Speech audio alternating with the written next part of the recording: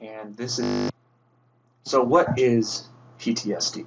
Well, PTSD isn't exclusively a military term, although it is widely recognized as being such. Um, Basically, what it is the development of psychological issues stemming from some sort of trauma that's occurred in the past. So, people that have had life-altering injuries can suffer from extreme PTSD. It could be from a car crash, even. It can also result in being victims of domestic abuse, of violence, anything, any sort of trauma that is inflicting pain on someone can result in the development of negative neurological disorders. And obviously, when you're in the military and in a combat zone, you'll be exposed to things that absolutely will change your life. Um, PTSD has gone by many names in association with combat, such as shell shock in the First World War or combat fatigue in the Vietnam War, and terms such as soldier's heart or railway spine can be dated back to the Civil War. So this isn't a new development. There's always been PTSD in the military. It's just something that hasn't really been talked about outside of military circles because obviously you don't want your military to seem psychologically weak. But as we enter a new era, we need to become more understanding of the issues that soldiers face when they are undergoing these extremely strenuous situations.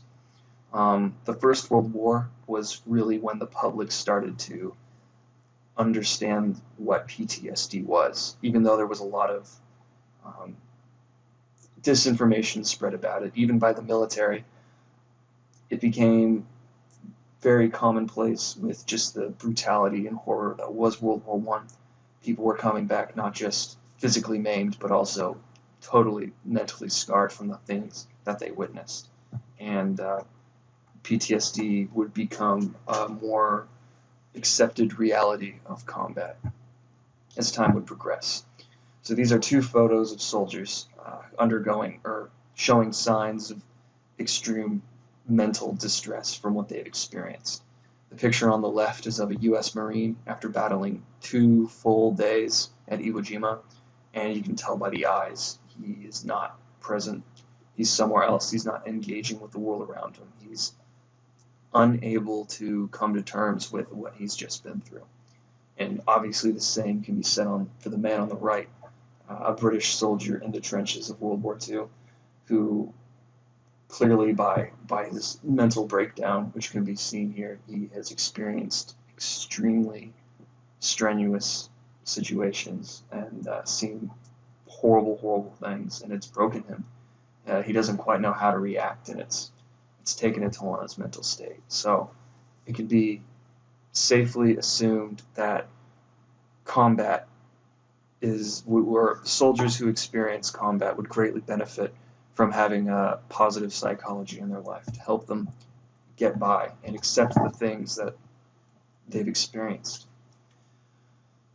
So, positive psychology as a means to help veterans deal with stresses wasn't really considered, at least from an official standpoint within the military. It wasn't until up until the end of the Second World War that the military decided that they needed to have counselors assigned to specific units so that they can give advice and hopefully help a soldier continue to do their job. Now, the first military psychology corps was very small. Only about 450 counselors were assigned to these units, which is a pretty small number considering the millions of men who signed up. But still, it was more of a trial run. It was the beginning of experimenting with the strides that had been made in psychology in the earlier part of the 20th century, and it would continue to develop up until the current day, where there is a Society for Military Psychology, which is not just restricted to the United States. It's an organization that can be found, or that has members from all over the world, mostly NATO countries, but every military in the world, at least every first-rate military, has some sort of psychological counseling that soldiers are required to go to so that they can better understand what it is that they're doing and get the support that they need. The Society for Military Psychology outlines 8 main points on how to apply positive psychology to the military and the benefits of having counselors in the military. The first of those being the development of pre-deployment training protocols and training to build resilience prior to getting in combat and engaging with the enemy. So psyching soldiers up so that they understand what it is they're doing and that they won't freak out when they're confronted with a very difficult situation in combat. They are going to they need to psychologists will prepare them for understanding that they are not going to be in a friendly environment, and that's going to be very different from the life that they've had leading up to that point. It'll be extremely hostile, and they need to be prepared for it. The second point is kind of the polar opposite, but the other main goal of the Society for Positive Psychology is to increase the support that retired veterans get, and so they have an easier time reintegrating into this civilian world. Going from having to watch your butt 24/7 and killing people really puts the human mind in a totally different mindset than going outside, going to the store and getting groceries and being with your family.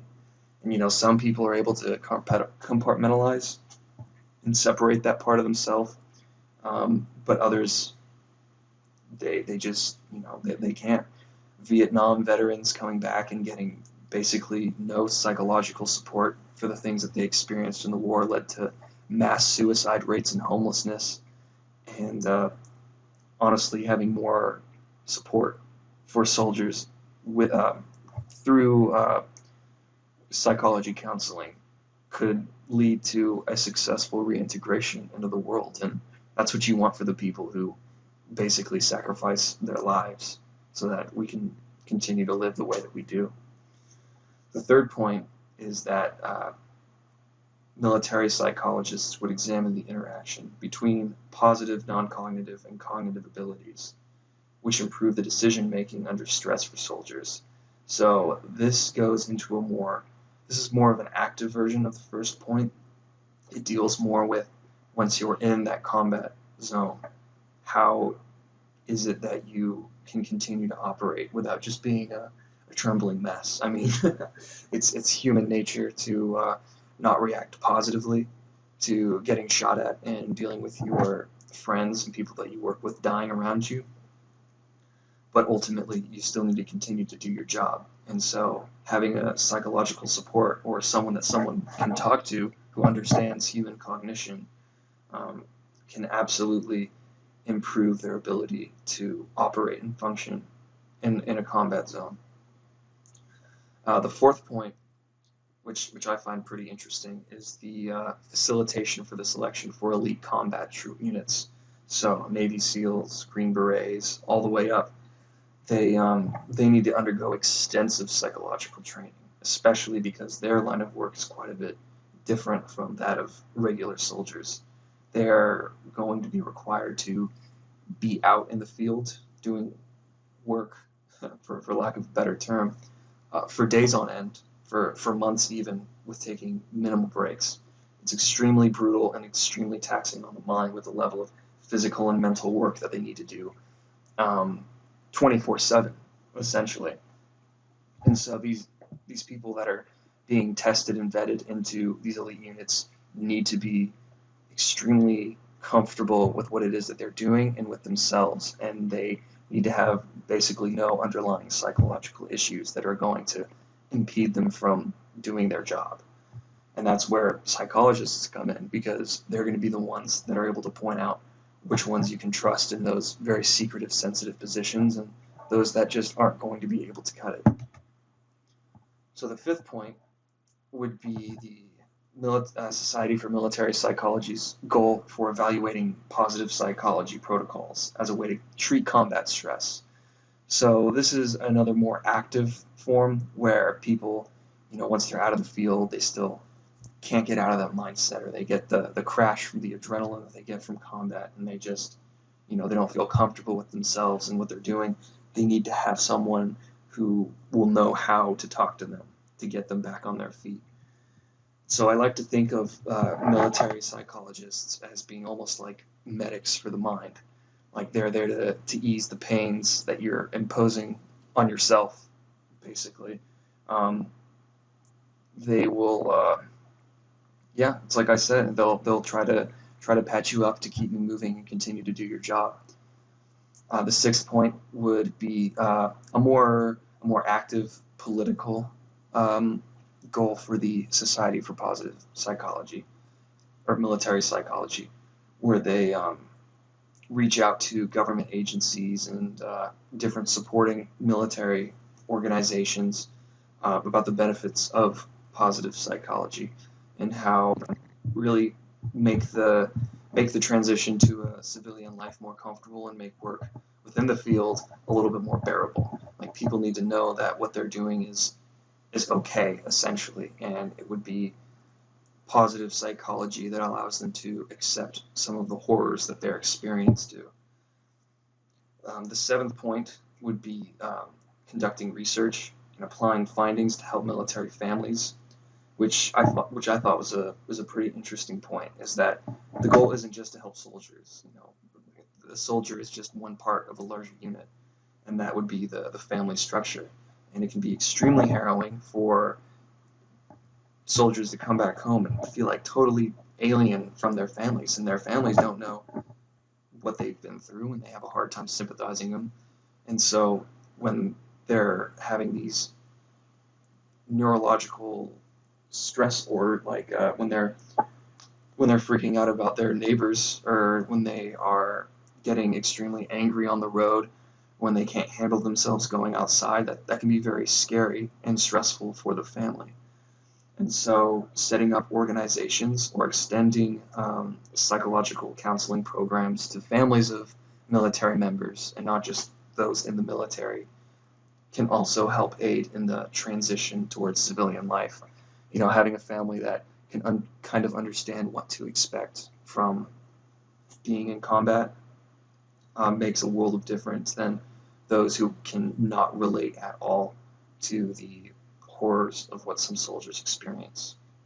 And the eighth point that was expressed in this lecture by the Society for Military Psychology was their mission statement to explore the nature of PTSD, how it develops and how it grows, and its role as an alternative narrative to PTSD and other pathological responses to combat stress.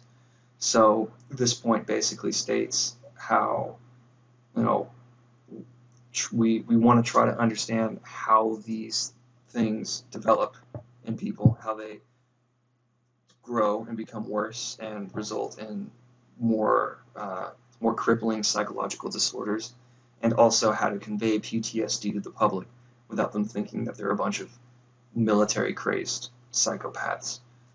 That's honestly one of the hardest things with PTSD is a lot of soldiers, because they have to state that like when going into court, or it's because it's all documented that they have PTSD.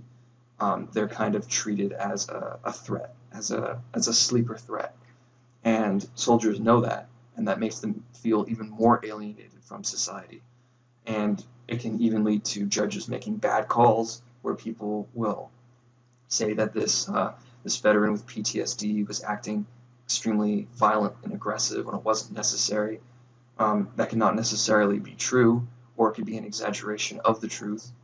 Like there was an example of a soldier who burned his uniform. He was an army soldier for 12 years, and he burned it because PTSD became a major factor in a court case in which he was innocent, supposedly. I guess I'm taking his word for it, but there was a lack of hard evidence, but the fact that he had PTSD was enough to convince the judge that he was responsible for threatening a woman with a knife. And because he felt like he'd been cheated by the system, he did something kind of foolish, very dramatic, very significant to him, and burned his uniform. And obviously you want to avoid people feeling like they wasted years of their life doing something, and you want people to be treated with the same amount of respect and equal justice under the law as you would anyone else. Another aspect that the Society for Military Psychology brings up is operational psychology, which has more of a impact on organizational structures and government agencies, but it essentially has to do with psychologically preparing people for working in a field that deals with national security. So, like the NSA, FBI, CIA, they all have psychological programs which prepare their workers to handle the job and get them comfortable with being under attack 24/7 or being able to handle the stress that comes with their job. And another side of that is is tactical psychology, which deals more with troops on the ground and how they fight psychologically. I guess this gets more into the militarized psychology, psyops, ways of influencing the enemy as well as organizing yourself. And I would say the tactical psychology is more negative psychology because you would want the enemy to feel psychologically bad about what it was that they were doing. An example of a psyop that I find kind of gruesome is in the Vietnam War. U.S.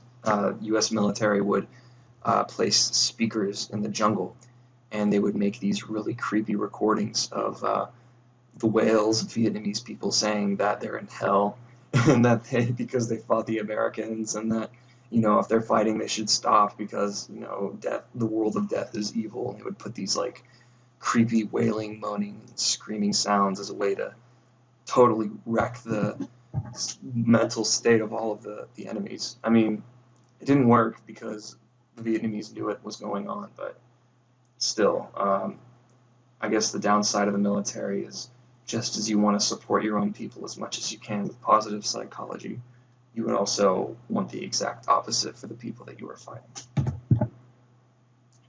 So, what is the results of having military counselors that help soldiers transition as well as remain in the military?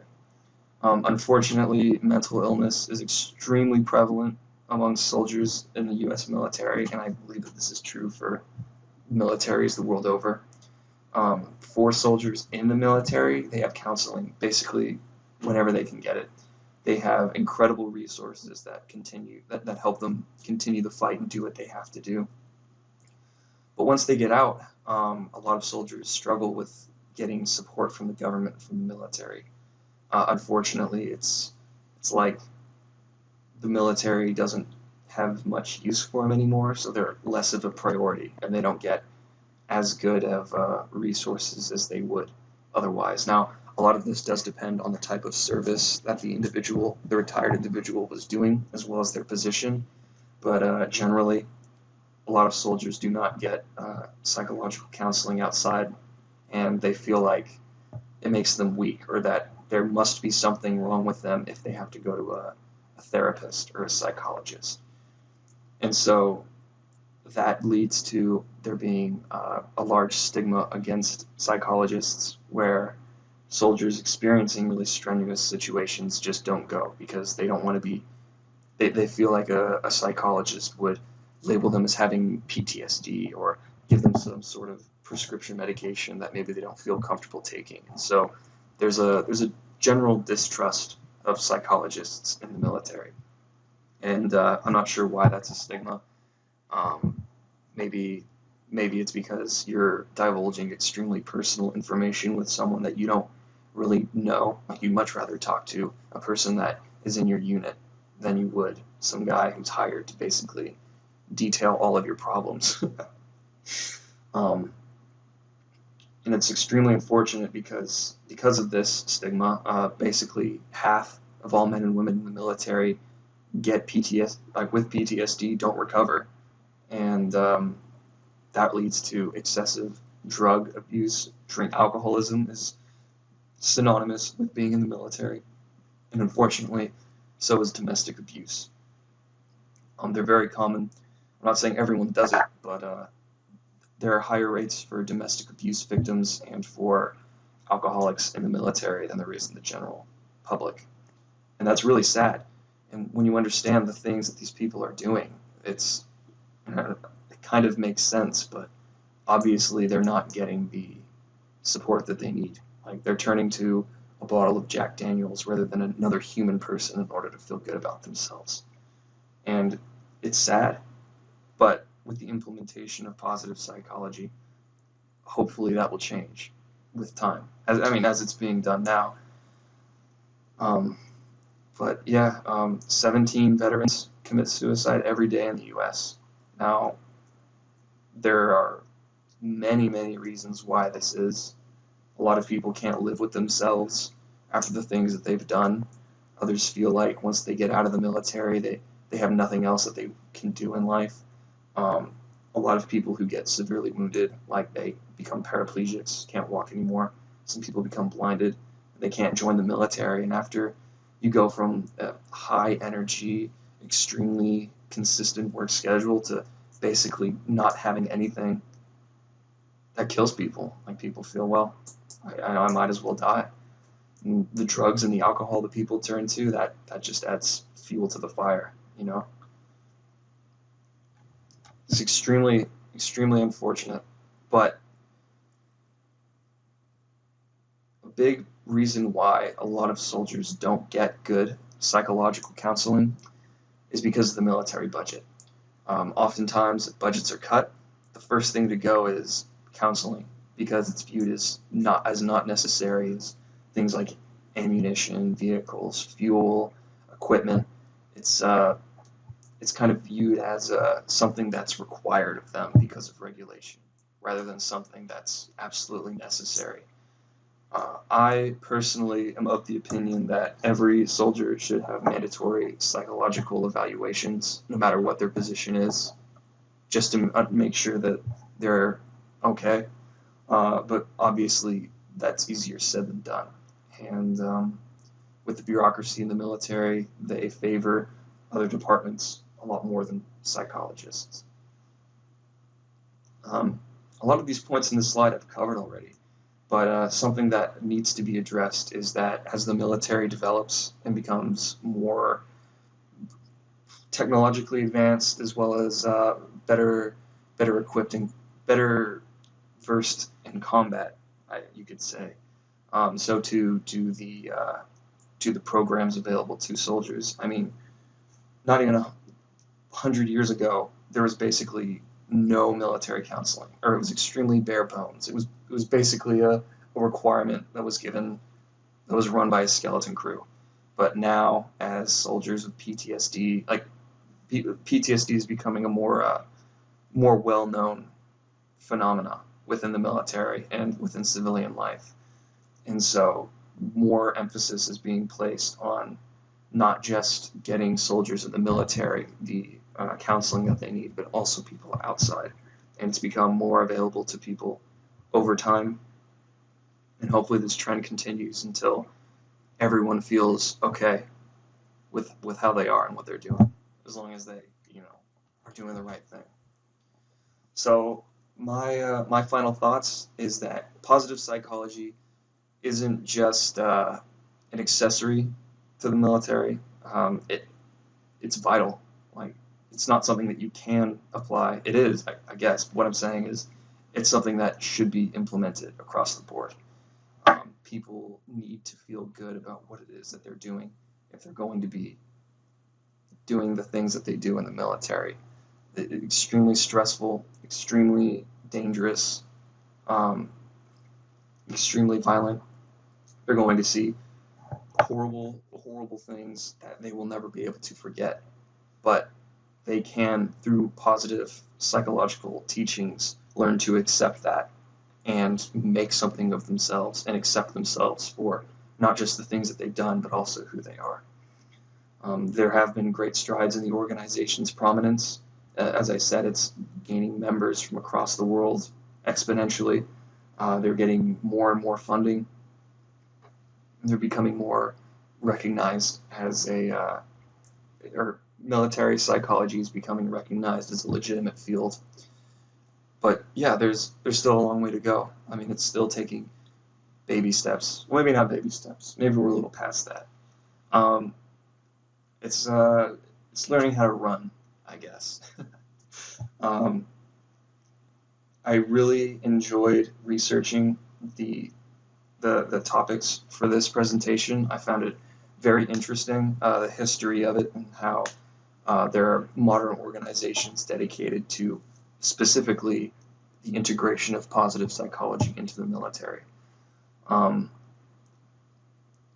I would be interested to see one day how it expands or if it becomes a more recognized part of the military. But until then, we're still going to have a lot of soldiers who don't feel accepted by society or who will continue to ignore getting the help that they need. Well, this presentation got a little dark, but it's a topic that means a lot to me, and it's a topic that I'm really interested in. So I appreciate that you took the time to listen to me and what I had to say about the integration of positive psychology in the military. Thank you very much.